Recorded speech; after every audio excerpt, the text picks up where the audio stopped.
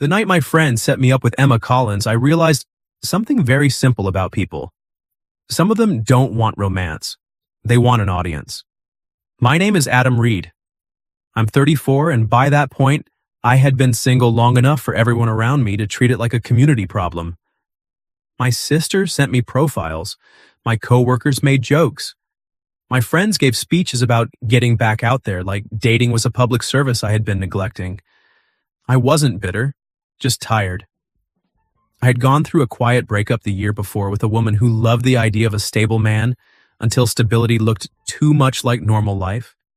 No scandal, no betrayal, just two people slowly admitting they wanted different futures and pretending that made it painless. After that, I stayed away from dating for a while, not because I was broken, because I was finally peaceful. Then my friend Mark invited me to dinner. Small group, he said. Nothing weird. That should have warned me. Nothing good has ever followed the phrase, nothing weird. The restaurant was one of those trendy downtown places where the lighting was low enough to hide regret, and the menu used too many adjectives for potatoes. When I walked in, Mark was already at the long table with his wife, two other couples, and one empty chair beside a woman I didn't know. She looked up when I arrived, and before anyone said a word, I saw the setup. Not because she did anything wrong, because the room did. That tiny shift people make when they think they're about to watch something interesting. The quick glances, the suppressed smiles. Mark's wife suddenly becoming very invested in her drink. One guy at the end of the table leaning back like he had bought a ticket. The woman beside the empty chair seemed to notice it too. Her name, I learned a second later, was Emma.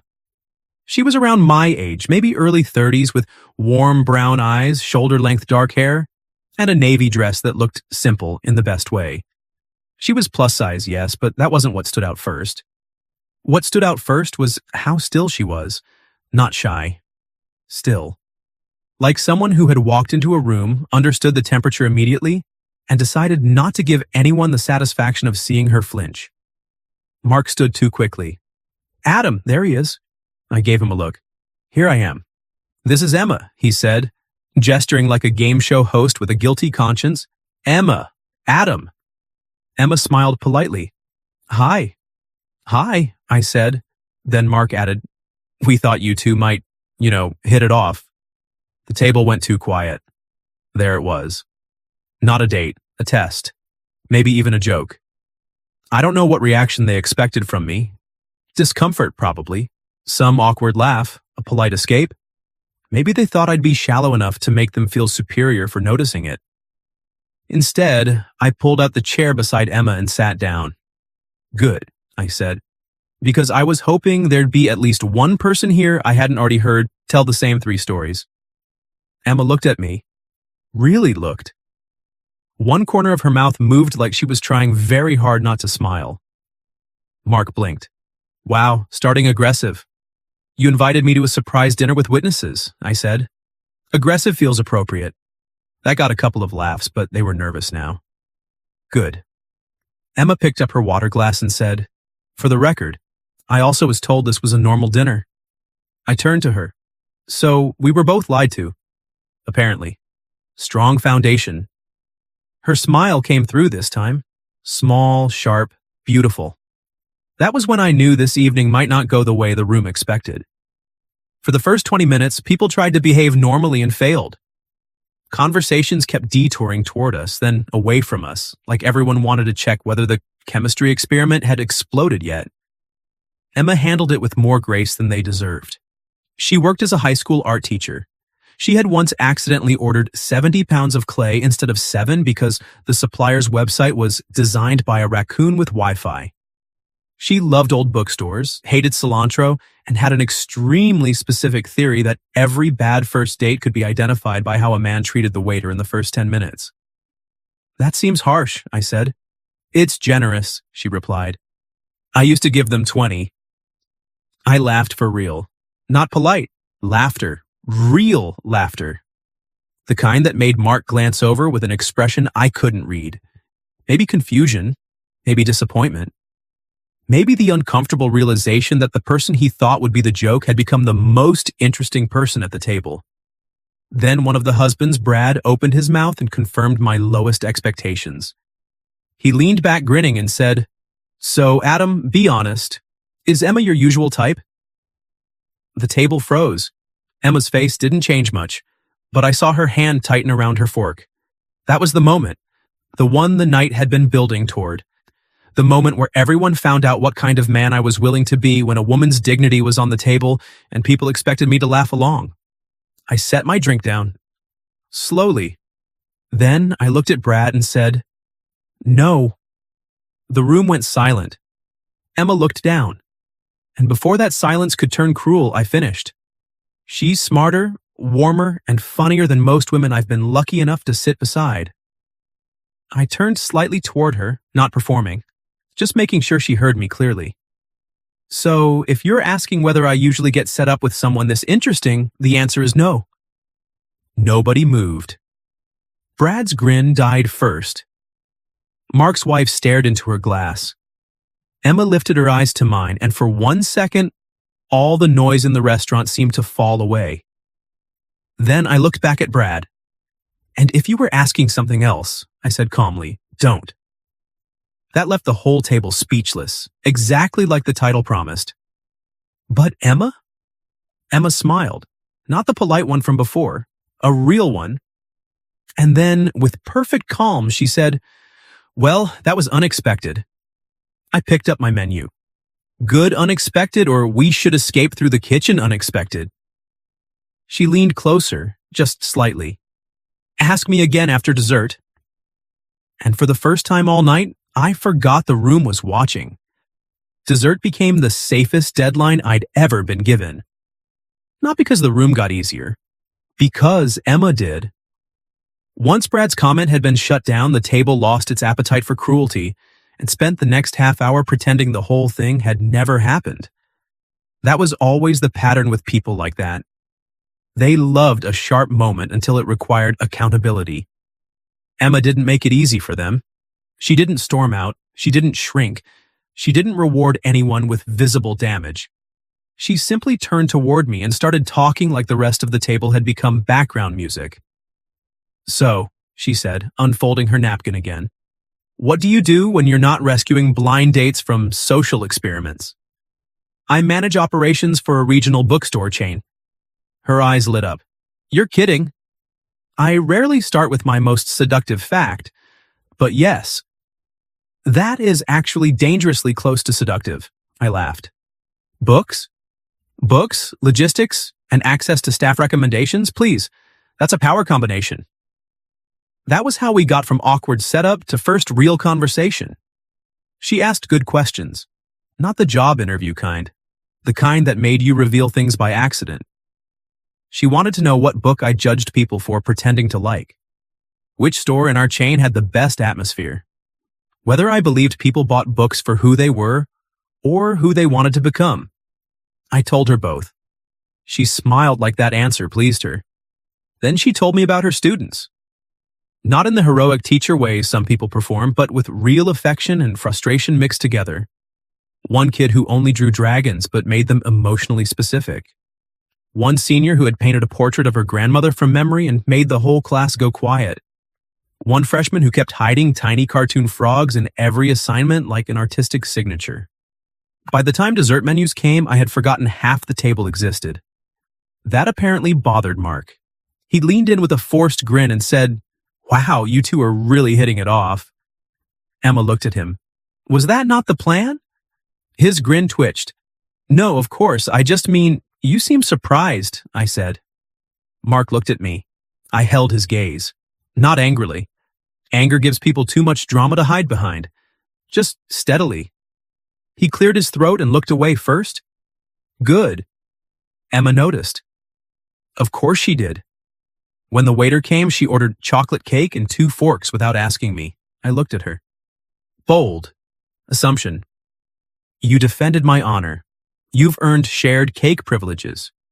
Is that the system? It is now. The cake arrived, and for a while the evening was almost normal. Better than normal, actually. She had a dry sense of humor that kept sneaking up on me. She made fun of herself without putting herself down, which was a difference I respected immediately. And every time I caught the table watching us, she seemed less embarrassed and more amused. Still, I could feel there was something under it. Something she was holding carefully. It came out after dinner. People started gathering coats, checking phones, splitting the bill with the emotional intensity of a treaty negotiation. Emma slipped her purse over her shoulder and said, "I'm going to get some air." I followed 2 minutes later after giving Mark a look that said our conversation was not over. She was outside under the restaurant awning, arms folded lightly, city light catching in her hair. She looked calm. Too calm. I stopped beside her. "You okay?" She smiled without looking at me. "That question has become very popular tonight." "That's not an answer." "No." She looked at the sidewalk. "I'm okay. I'm also tired of being okay in rooms where people expect me not to be." That was a sentence with history behind it. I didn't rush into it. She glanced at me. "You handled Brad well?" "He made it easy." "No." Her voice softened. "He made it familiar." That hit harder. Emma took a breath and let it out slowly. I knew what this was 5 minutes after I sat down. Maybe earlier. Mark's wife kept over smiling, and Brad looked like he was waiting for a reaction. I almost left. "Why didn't you?" She looked at me then. "Because you walked in." My chest tightened. Not because it was romantic, because it was trust given before I had earned much of it. "I thought," she continued, "maybe if you looked disappointed I'd excuse myself, go home, and delete 3 phone numbers before midnight. And if I didn't? Then maybe dinner would be interesting." I smiled a little. "Was it?" She looked at me for one long second.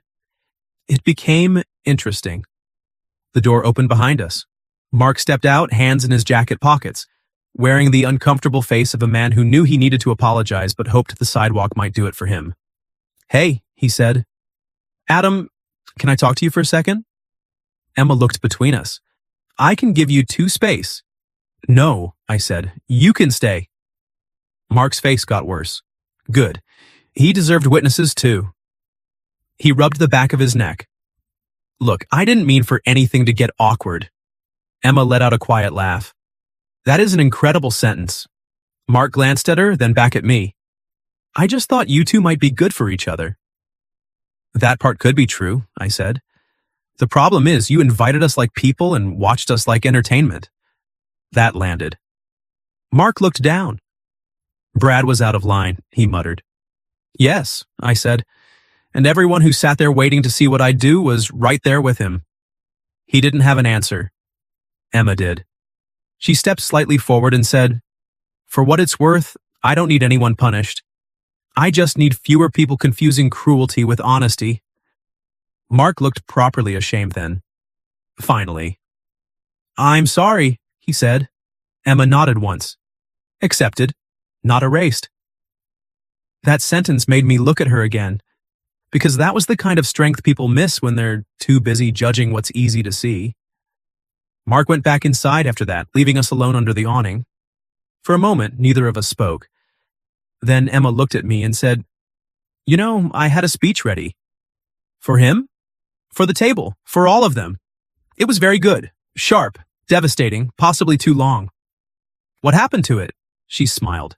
"You ruined it." "I apologize." "No, you don't." "No," I admitted. "I really don't." Rain started lightly then, soft enough not to run from. Emma looked up at it, then back at me. "So," she said, "you asked earlier. Good unexpected or kitchen escape unexpected?" I tucked my hands into my jacket pockets and looked at her properly. Good unexpected. Her smile came slowly, warm this time. "Good," she said, "because I was hoping you'd ask me out without an audience." And just like that, the entire night stopped belonging to the people who set us up. I looked at Emma under the restaurant awning, rain softening the city lights behind her, and realized something uncomfortable. I hadn't wanted the night to end either. Not because I needed to prove anything to the table inside. Not because I felt protective in some dramatic, self-important way. Because the woman standing in front of me had taken an evening designed to make her feel small and somehow made the whole room reveal itself instead. So I said, "Then I'm asking." Her eyebrows lifted. "That fast? No audience, no committee, no one pretending this was their idea." I smiled a little. "Emma Collins, would you like to go out with me on purpose?" Her mouth curved slowly. "On purpose is important." I thought so. She looked past me through the restaurant window, where Mark and the others were still gathered near the bar, trying very hard not to stare and failing badly. Then she looked back at me. "Yes," she said, "but not tonight." That caught me off guard. She noticed and smiled, not unkindly. "Tonight is contaminated." I laughed once. "That's fair." I don't want our first actual date to be built on me being publicly underestimated, and you being decent in front of witnesses. Her voice softened. "I want to know what this feels like when nobody is watching." That was the best answer she could have given, because it told me she wasn't dazzled by one moment. She wanted something real enough to test in daylight. "Coffee Saturday?" I asked. "Bookstore first," she said immediately. I stared at her. "What?" "You manage bookstores. I teach art. If you take me somewhere boring, I'll lose respect for you." "That's pressure." "That's standards." I smiled. "Bookstore Saturday, then coffee." "Good." A car pulled up to the curb behind us. Emma glanced at it. "That's mine." I didn't want her to leave yet, which felt ridiculous after one strange dinner and a chocolate cake negotiated by fork. But I also liked that she was leaving on her own terms. Before she stepped away, she turned back to me. "Adam?" "Yeah?" "Thank you for what you said in there." "You don't have to thank me for not being cruel." "No," she said, "but I can thank you for being precise." Then she got into the car and left me standing under the awning with rain on my jacket and the very strong sense that Mark had accidentally done one useful thing in his life. Saturday came slower than it should have. I spent Friday fielding 3 texts from Mark. I really didn't mean it that way. Brad was being Brad. "You're mad, aren't you?" I answered the last one. "I'm disappointed. That's worse." He didn't respond after that. Good. Emma met me at the downtown branch at 11, wearing jeans, a rust-colored sweater, and a denim jacket with paint on one sleeve. Not styled, not trying too hard, just herself. That was the thing I noticed first. She looked comfortable in her own skin in a way the dinner table had tried and failed to disturb. "Before we begin," she said, "I judge people by what section they drift toward first." High stakes. Extremely. We spent 2 hours in that store. 2. She pulled books from shelves and told me which covers lied. I showed her the staff recommendation wall and explained how one 80-year-old regular could destroy our entire ordering strategy by recommending a mystery novel to half the neighborhood. She made me pick a poetry collection. I made her pick a cookbook. Neither of us bought the books we came in thinking we wanted. That felt like a sign. Afterward, we went to a small cafe around the corner, the kind with mismatched chairs and a window seat that made people accidentally honest. Halfway through coffee, Emma stirred her drink and said, "Can I ask something awkward? Given our origin story, I think we're past normal." She smiled, then got serious. "Did you feel like you had to defend me?" I could have answered quickly. I didn't. "No," I said. "I felt like Brad tried to make you the punchline of a joke I didn't agree to hear." Her eyes stayed on mine. "And if I had handled it myself," she asked, "I would have enjoyed watching him suffer." That got her. A laugh, real and bright, warm enough to pull attention from the table behind us. Then she looked down at her cup. "I'm used to people making assumptions before I've even opened my mouth. Men especially." She lifted her eyes again. "So when you looked at me like I was simply the person sitting next to you, that mattered." Something in my chest tightened. "You were," I said. "Exactly." The date didn't end after coffee. It turned into a walk through the art supply store where she bought brushes and made me guess what each one was for. I failed with confidence. She respected the confidence, not the accuracy. By late afternoon, we were outside her apartment building, and neither of us had a clean reason to keep stretching the date except the obvious one. Emma held the bookstore bag against her side. "So," she said. "Good unexpected?" "Better." Her smile softened. Then her phone buzzed. She glanced at it and her expression changed. Not fear. Fatigue. "What?" She turned the screen slightly, a text from Mark's wife. "I heard you and Adam are actually going out." "That's cute. Guess the setup worked after all." Emma stared at it for a second. Then she looked at me and said quietly, "I really don't want them thinking they get credit for this." I looked at the message, then at her. "They don't." Her eyes searched mine. "No?"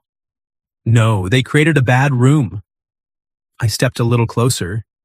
"You created everything worth staying for."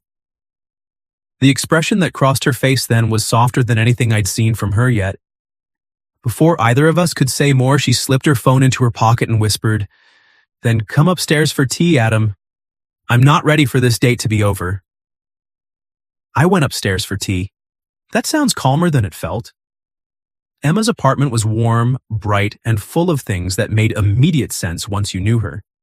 Framed student artwork on one wall, stacks of sketchbooks on the coffee table, a blue ceramic bowl full of wrapped candies by the door, plants in every window, some thriving, some clearly surviving on optimism.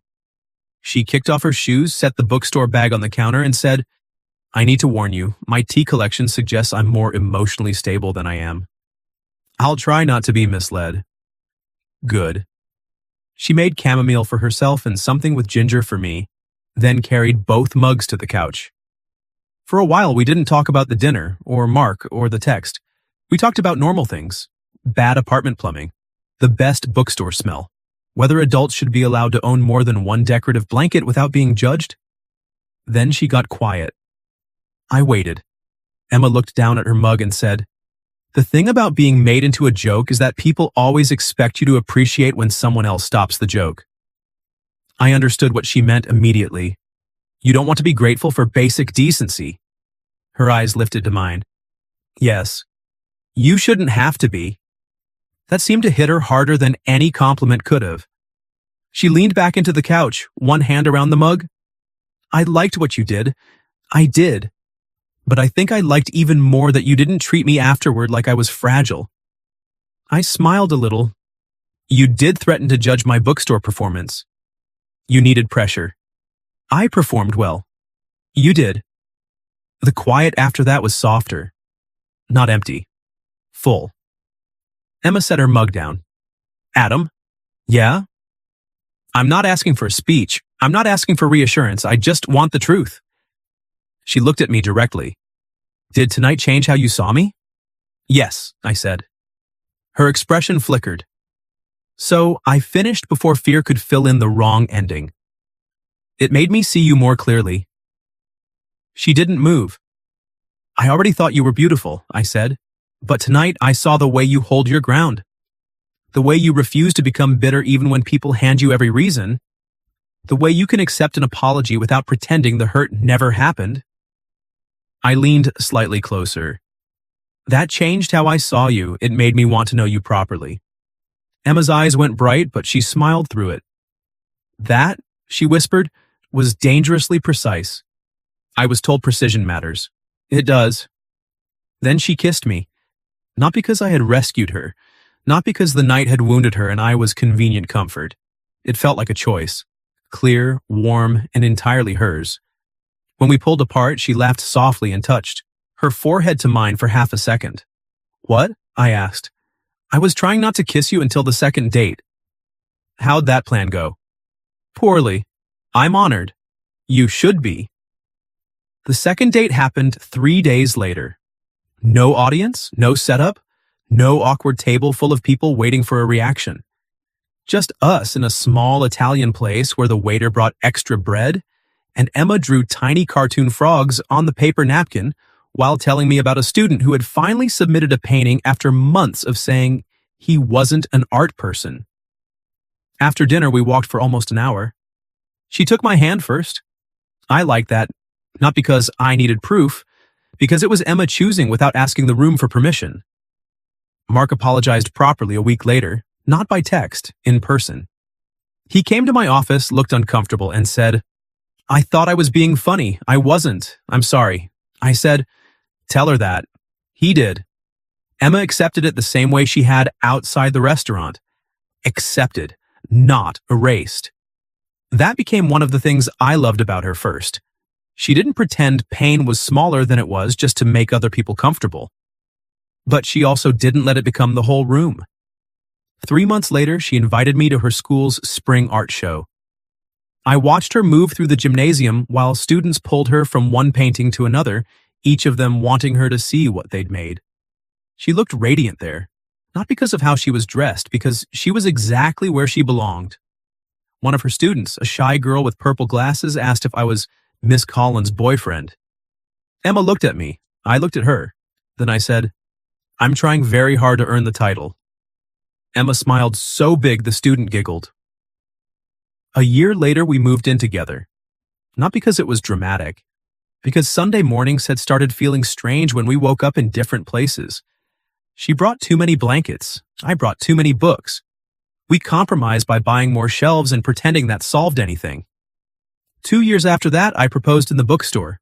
Not in front of a crowd. No big speech over a microphone. Just Emma in the art section holding a book she hadn't meant to buy, turning around to find me with a ring and the most honest sentence I had. I don't want to be the man who defended you one night, I told her. I want to be the man who chooses you every ordinary day after it. She cried, then laughed, then said yes before accusing me of manipulating her with location. She was right. I absolutely had. And later, when people asked how we met, Emma would smile and say, a group of people set us up badly. Then I'd add, luckily they underestimated both of us. What would you have done if your friend set you up on a blind date like it was a joke? And then the person beside you turned out to be the most interesting person in the room. And have you ever had someone underestimate you before they even knew you? Tell me your story in the comments. If you like this one, leave a like, subscribe, and I'll see you in the next video.